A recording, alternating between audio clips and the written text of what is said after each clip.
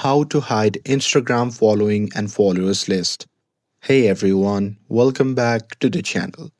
In today's video, I will show you how to hide your following and followers list on Instagram. So now without further ado, let's get started.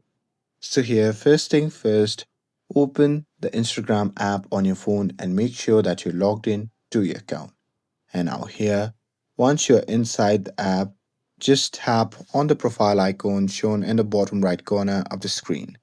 And now here, once you are in the profile icon or profile section, you can just tap on the three dash icon shown in the top right corner of the screen.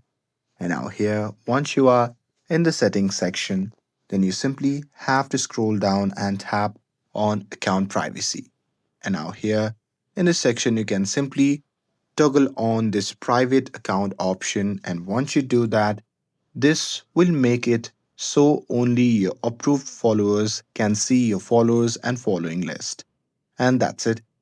That's how you can hide Instagram followers and following list. With this, if you found this video helpful, then don't forget to like, share, and subscribe to get updated for more videos. Thanks for watching, and I'll see you in the next video.